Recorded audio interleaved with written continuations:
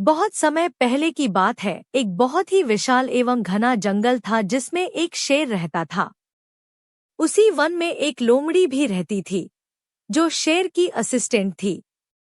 लोमड़ी दिन भर पूरे जंगल में घूमती रहती एवं जानवरों का पता लगाती। उसे कहीं भी कोई जानवर दिखता तो तुरंत आकर उसकी सूचना शेर को दे देती थी। शेर बड़ा ही खूंखार, भयानक और क्रूर था। वह हमेशा आवश्यकता से अधिक जानवरों का शिकार करता था। शेर शिकार किए गए जानवरों को खा लेता था और जब उसकी पेट भर जाती तो वह शिकार किए जानवरों को वैसे ही छोड़ देता था। इस प्रकार शेर द्वारा लगातार आवश्यकता से अधिक जानवरों का शिकार होने से जंगल के सारे जानवर समाप्त हो गए। धीरे धीरे एक ऐसा वक्त आया जब उस शेर और लोमड़ी के भूखे मरने की नौबत आ गई।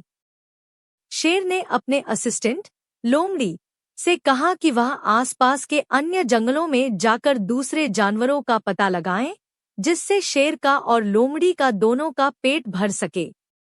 उसी विशाल जंगल में एक बहुत बड़ी नदी बहती थी। उस नदी के बीच में एक टापू था।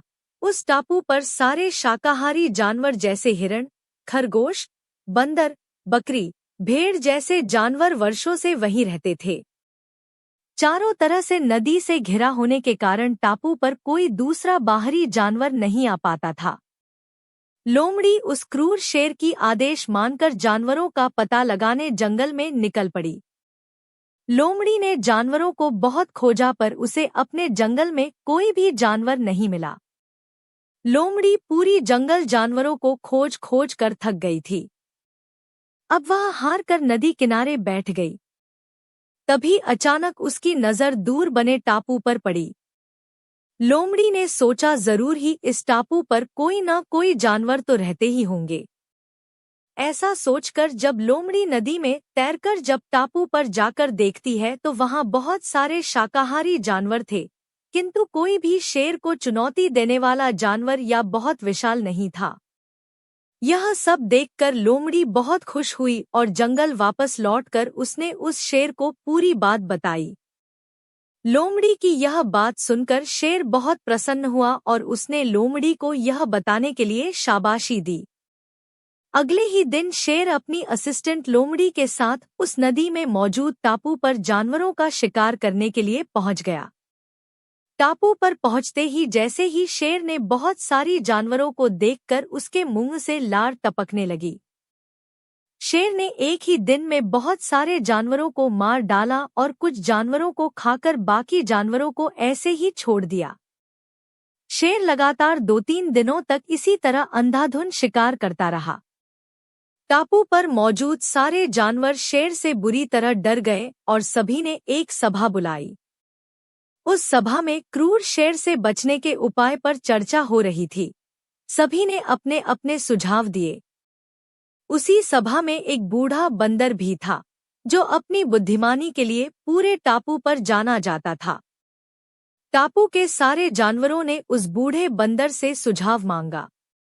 बूढ़े बंदर ने कहा, इस प्रकार अगर हम डर डर कर सभी से भागते रहे तो हम में से कोई भी जीवित नहीं बचेगा। हमें बड़ी सूझबूझ के साथ उस क्रूर शेर का मुकाबला करना पड़ेगा।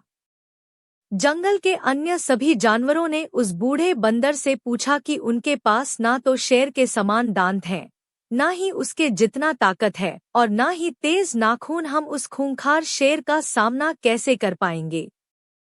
बूढ़े बंदर ने अन्य जानवरों से कहा, हमें आमने सामने की लड़ाई नहीं लड़ना है, बल्कि युक्ति पूर्ण तरीके से शेर का सामना करके उसे खत्म करना होगा। सभी जानवर बंदर के इस बात से सहमत हुए और उन्होंने बंदर से ही आगे की योजना बनाने के लिए कहा।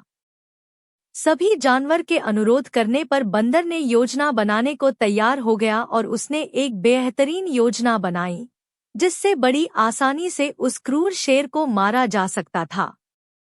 जंगल के सभी जानवरों ने मिलकर एक बहुत बड़ा एवं गहरा गड्ढा खोदा और उस गड्ढे के ऊपर घास फूस और पत्तियों से ढक दिया, जो देखने में बिल्कुल जंगल की अन्य समतल जमीन की तरह दिखाई दे रहा था।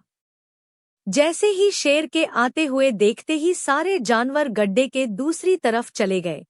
जिससे शेर गड्ढे में गिर जाए। शेर ने जैसे ही एक साथ बहुत सारे जानवरों को देखा, वैसे ही उसकी भूख जाग गई और वह उनका शिकार करने के लिए जानवरों की तरफ भागा। जैसे ही शेर गड्ढे के ऊपर से निकला, घास फूस और पत्तियों के दब गई और शेर गहरे गड्ढे में गिर गया। शेर ने और गड्ढे से बाहर निकलने का बहुत प्रयत्न किया, पर गड्ढा इतना अधिक गहरा था कि अनेक कोशिश करने के बाद भी वह गड्ढे से नहीं निकल सका। शेर के साथ साथ उसके पीछे भागते हुए लोमड़ी भी उस गड्ढे में गिर गई। दोनों ने गड्ढे से निकलने की बहुत प्रयत्न की, पर वे दोनों सफल रहे। भूख और प्यास के कारण शेर और लोमड़ी दोनों की उसी गड्ढे में ही मौत हो गई।